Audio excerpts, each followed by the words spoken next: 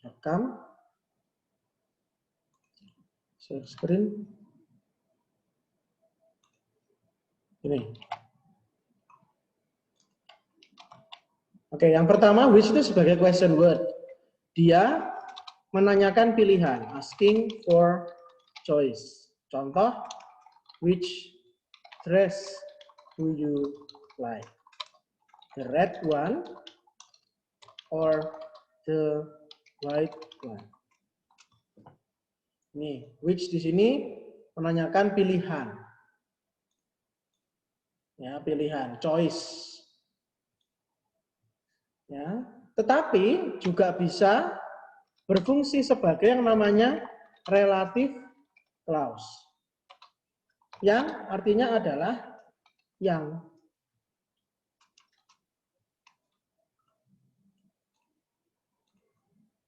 Relative clause. Misalnya, waktu saya kemarin kayaknya pernah saya jelaskan kok sekilas tentang relative clause. Karena di sini, nah, relative clause itu fungsinya adalah combine two sentences, ya, become one whole sentence. Contoh, I saw a car. I saw a car. The car.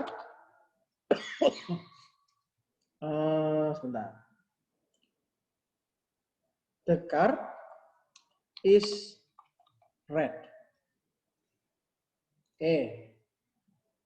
Di sini saya punya dua kalimat. Sentence one. Gini ya. Janganlah. Gini.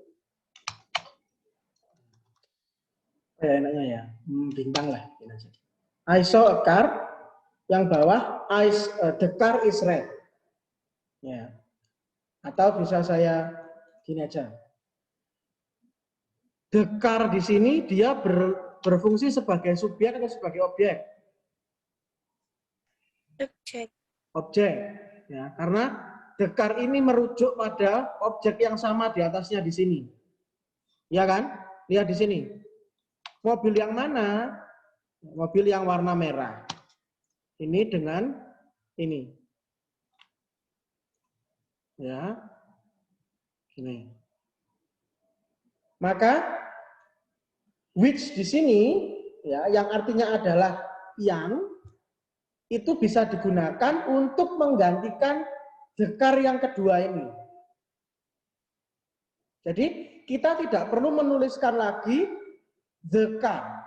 Kalau kita gabungkan tanpa menggunakan dengan menggunakan relative clause tanpa menghilangkan salah satu ini yang bawah ini, maka akan menjadi panjang.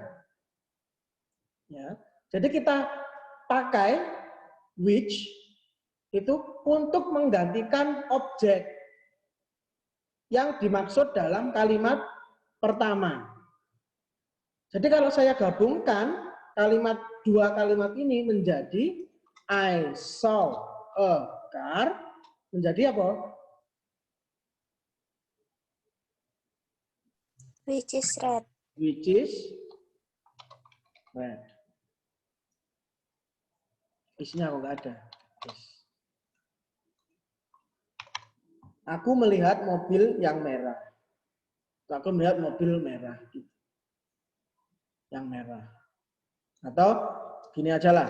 The car is parked near the tree. Berarti I saw a car which is parked near the tree.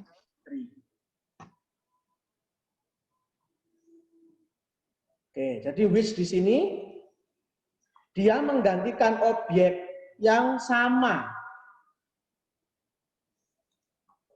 Ya, which di sini fungsinya adalah replace the same object mentioned in the first sentence.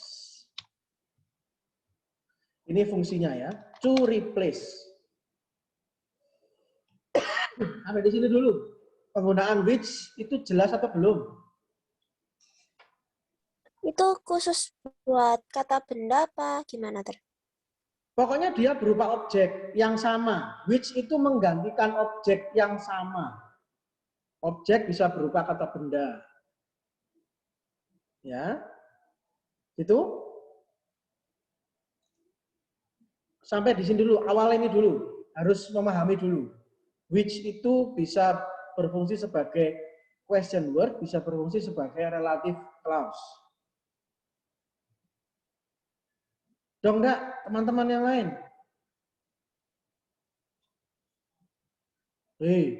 Kalau belum paham, jangan diam saja. Nanti kalau ulangan, nilainya jelek, saya ngomel-ngomel, katanya nggak pernah ngajari. Coba contoh lain. Sekarang ditanyai, nggak ada yang jawab. Yang lain. Barbie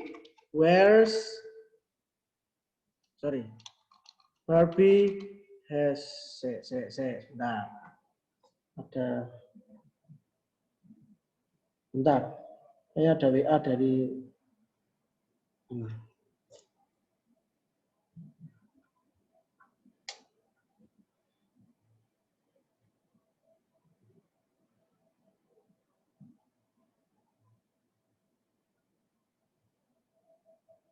oke, nih, jangan I lah. Henry has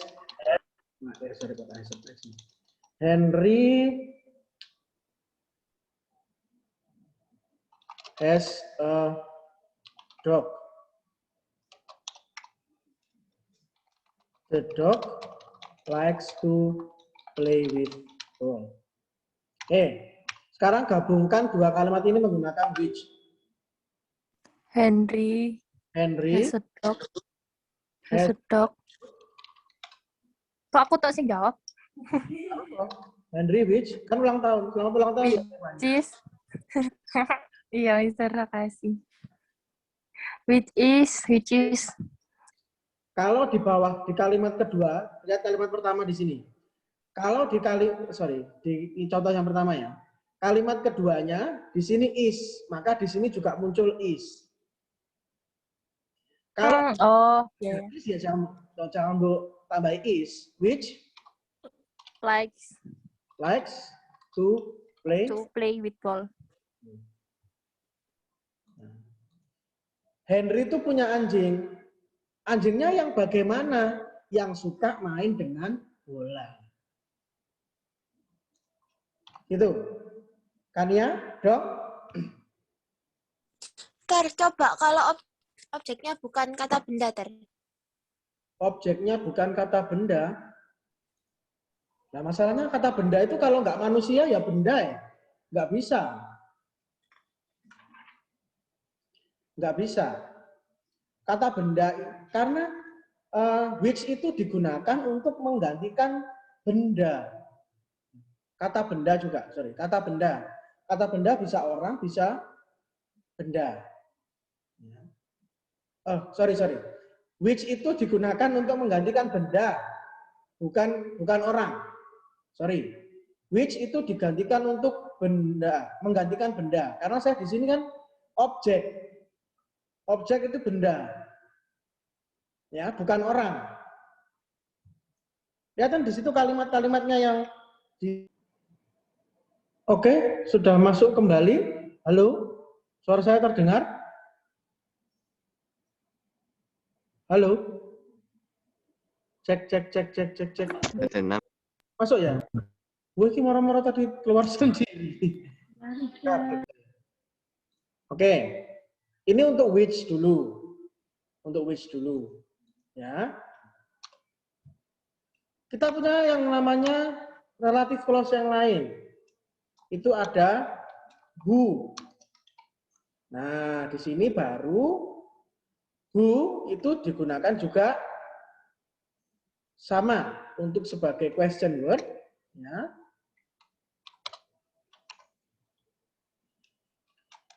QW gini ya. asking for subject misalnya. Ya, contoh, who is absent today? Today. Ya, who. Atau misalnya, who are you? Who are you? Sebagai objek, sebagai subjek, menanyakan subjek. Nah, sebagai relative clause, ya, sama. Ini artinya adalah yang juga. Ya, relative clause fungsinya sama. Combine two sentence become one whole sentence. Jadi relative clause bentuknya nanti ada bentuk who, which, whose, whom, dan where. Ya, itu semuanya artinya adalah fungsinya adalah menggabungkan dua kalimat menjadi satu kalimat yang bermakna sama dengan dua kalimat terpisah tadi. Ya, bedanya hanyalah apa yang digantikan oleh relative clause itu tadi. Ya, jadi kalau which tadi menggantikan objek, kalau who dia menggantikan subjek. The same subject mentioned in the first sentence. Contoh, Juan knows the lady. Nah, the girl. She is wearing a white scarf. Tahu scarf ya? Halo? Siap tahu. Oke. Sekarang saya tanya. She di sini jangan oke. Saya salah ini. Saya buat the girl ya biar sama ya. Kok the girl sih? Loh, gimana ya? Oke. Coba sekarang gabungkan dua kalimat ini menggunakan who. Yang pertama dilakukan adalah kamu lihat ya. Di sini posisinya sebagai objek. Ya kan? Halo. Ya. Ya. Semua nih menyimak ya. Menyimak apa enggak? Kok cuma ngantuk-ngantuk? Menyimak. Nah, lalu di kalimat kedua, the girl ini muncul lagi sebagai subjek. Ya, maka supaya tidak mengulang the girl, ya, supaya tidak mengulang the girl di kalimat kedua. Jadi relative clause ini menggantikan subjek, ya, menggantikan subjek di kalimat kedua.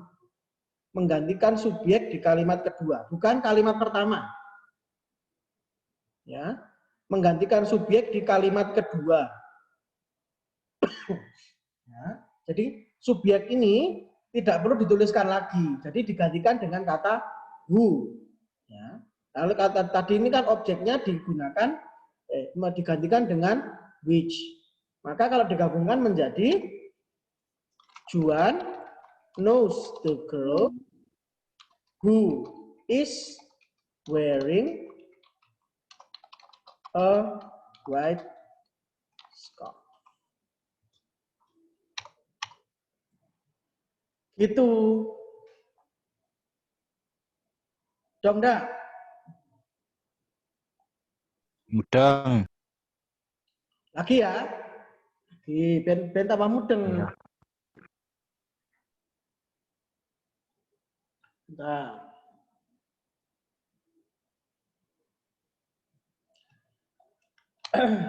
Nina, aduh, called her brother. The brother lived in Japan. Oke. Gabungkan coba dengan menggunakan who. Nina. Nina, Nina. Nah, call her Brother, brother brother. the brother Who who live who in live They in walk right Japan. in. in Japan. Who live, bukan who live. Ya. Tinggal itu live.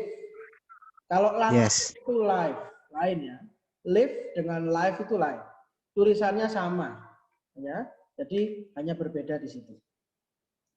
Dong, Dak, untuk who dan which. Mudeng. Dong ya. Oke. Sekarang Dan kita batasi hari ini 2 dulu untuk relative clause-nya. Untuk membantu memahami buku paket halaman 179. Coba dibuka dulu, 179. Nih. Nih. Ya, sudah belum? Sudah.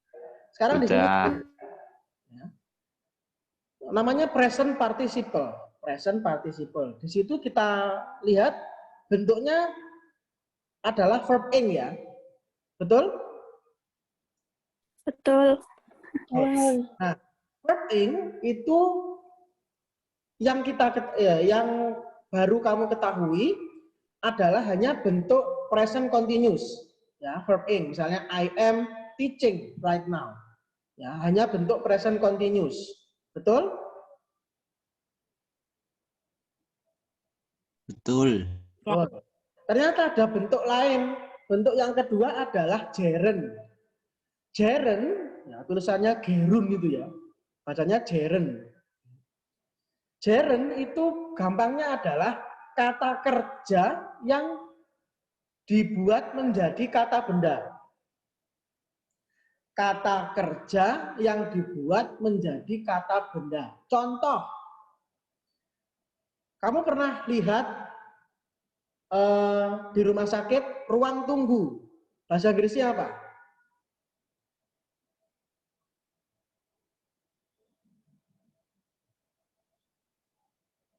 Waiting room. Waiting room. Ya, waiting room. Nah, itu kan sebenarnya waiting itu kan kata kerja, toh, menunggu. Tetapi karena ada room di situ, maka dia menjadi kata benda. Itu namanya adalah gerund. Ya. Yang menunggu siapa? Apakah ruangannya yang menunggu atau orang yang menunggu? Kira-kira. Orang. Orang. Nggak mungkin Riana Orang. menunggu. Ya kan? Terus, Ya. smoking room. Yang merokok ruangannya atau orang? Wong. Orang. Ruangan? orang Orang. Lihat di situ, halaman 179, kalimat yang di kotak yang kiri. Swimming is a good sport. Ya, jadi berenang itu adalah olahraga yang baik. Berenang adalah olahraga yang baik. Nah, berenang itu kan apa? Kata kerja. Tetapi dibuat menjadi kata benda di sini sebagai subjek. Ya, jadi kata kerja yang dibuat menjadi kata benda. Sport, dia sport. Sportnya menggantikan siapa? Sportnya apa ya namanya? Bukan menggantikan ya. Kalau menggantikan berarti kan dia. Sportnya itu mengarah kemana? Ke swimming kan? Iya kan? Ya. Iya. Jadi dong apa gak sih? Dong. Udah enggak? Mudeng-mudeng. dan Jadi swimming is a good sport. Kalau misalnya hobiku membaca, berarti reading is my hobby. Ya, my hobby is reading dengan reading is my hobby. Sleeping is my favorite hobby. Betul? Ya, benar. Betul. Iya. Itu sebagai gerund ya. Gerund tadi kata kerja yang dibuat sebagai kata benda. Sebelahnya, kalimat sebelahnya. We saw many swimming fish. Nah, ini yang kedua, present participle itu kalau dipecah menjadi dua kalimat, itu pakainya adalah which. Ya, lihat di sini, coba saya lihat. We saw many swimming fish. Pecah jadi dua. We saw many fish. Kalimat pertama. The fish, karena many banyak, are swimming. Ya apa ya? Ya. Kalau saya gabungkan ini menggunakan which, berarti we saw many fish which are swimming. Ya apa ya? Ya. Dong ya? Ya. Paham apa enggak? Paham. Kalimat yang saya blok warna kuning ini, ya, we saw many fish which are swimming, ya, bisa saya perpendek lagi dengan cara menghilangkan which are. Ini tak hilangkan. Menjadi kalimat yang atas, we saw many swimming fish. Di sini ini bukan swimming di sini bukan berfungsi sebagai gerund. Gerund selalu ada di depan sebagai subjek sebuah kalimat. Ya, gerund sebagai subjek di depan di awal kalimat. Swimming di sini yang bawah ini dia berfungsi sebagai namanya present participle.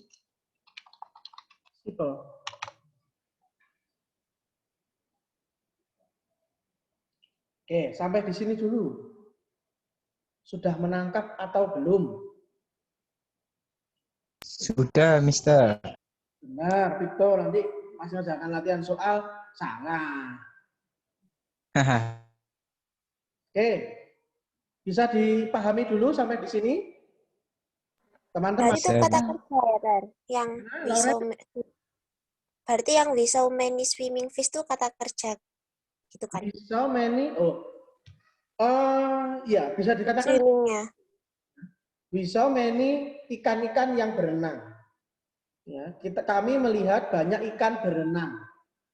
Many swimming fish. Bukan kalau kamu secara literal dalam Google Translate misalnya, kamu pasti akan diberikan jawaban we saw many fish is swimming. Nah, itu salah. Ya, salah. Itu kalau kamu ketikkan di Google Translate, kamu tuliskan di bahasa Indonesia, kami melihat banyak ikan berenang. Ya, akan memberikan jawaban we saw many fish is swimming, are swimming. Itu salah. Yang benar adalah seperti ini.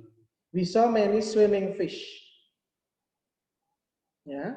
Oke, itu dulu. Sekarang lihat kalimat yang bawahnya. Bawahnya itu. Kalimat yang ketiga ya. Arriving late, the students missed the bus. Arriving late, the student missed the bus. Tak pecah jadi dua, bisa. The students arrived late. Kenapa kok gitu? Kenapa kok ini saya tuliskan arrive pakai ed?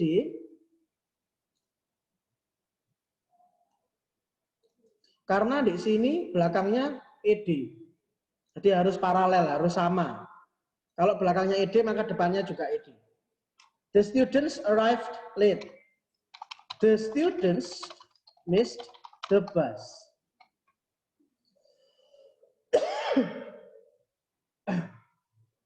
Oke.